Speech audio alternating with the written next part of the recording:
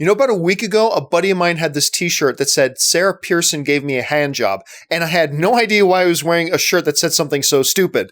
Now I get it, and it's hilarious.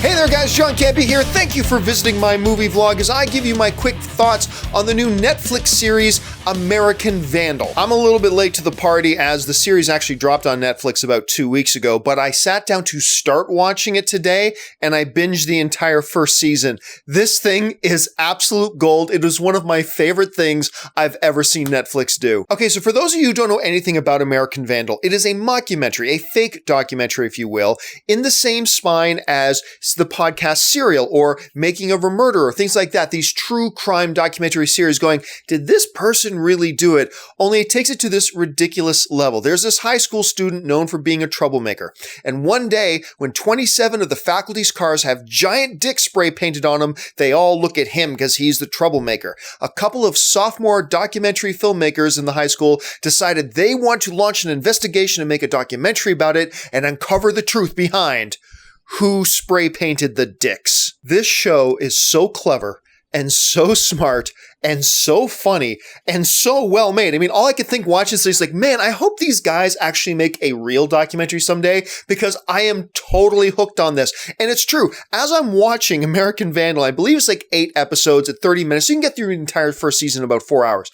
As I'm watching it, I'm like, I catch myself getting caught up in it as if it was a real documentary. It's like, oh yeah, if that girl said that, then there's no way Dylan could have done it. They do what a good mockumentary does, which gets you caught up into it as if it was a real documentary.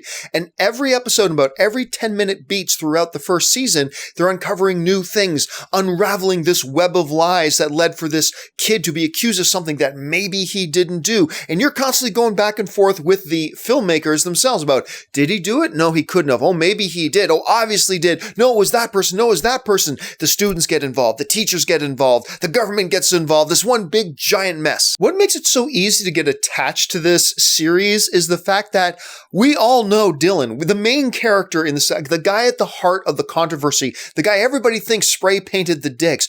We all knew this guy. We all knew him in high school. And those of you guys back in Hamilton, Ontario, Canada, who went to high school with me, you know who I'm thinking about too, because we all knew that guy and we thought it was him at the same time. So it kind of makes, number one, it's a comedy because you're laughing throughout the whole thing.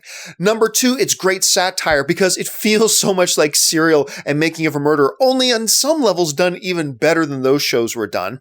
On another level, it makes social commentary. It makes observations about the assumptions and the pre-existing prejudices we have against somebody's past behavior does not necessarily mean that's going to dictate what they do tomorrow. And all those types of hidden kind of prejudices we all have and assumptions we all bring to the table. And that's a key part of the show as well. And one of the smartest things that they do in American Vandal is they introduce not one big mystery, who spray painted the dicks, but throughout the series, you're getting caught up in tons of mini mysteries along the way. Did that teacher coerce another student into claiming they were an eyewitness?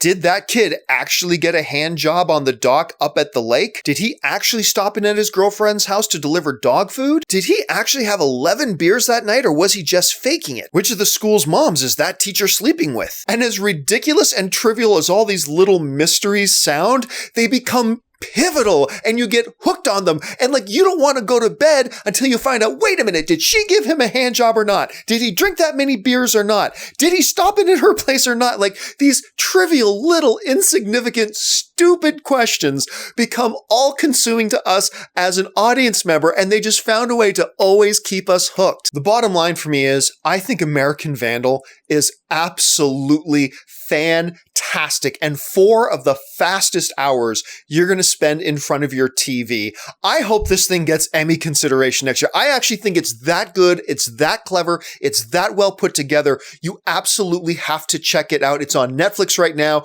No excuses. Nothing stopping you from seeing it. Sit down, book some time and watch it. But obviously the biggest question here is what did you think of American Vandal if you've had a chance to watch it too? Were you like me? Did you have to remind yourself this was a fake documentary once in a while? Were you getting caught up into it as as if it was reality on many levels. Did you find it funny? Or maybe didn't you find it all that funny? Maybe you thought it was kind of boring. I don't know. Jump into the comments section below and leave me your thoughts. Listen, guys, while you're here, why don't you take a second, click on that subscribe button, become a subscriber to my YouTube channel, follow me on social media, on Facebook and on Twitter, simply at John Campea. That'll do it for me for now, guys. Thanks a lot for joining me, and until the next video, bye-bye.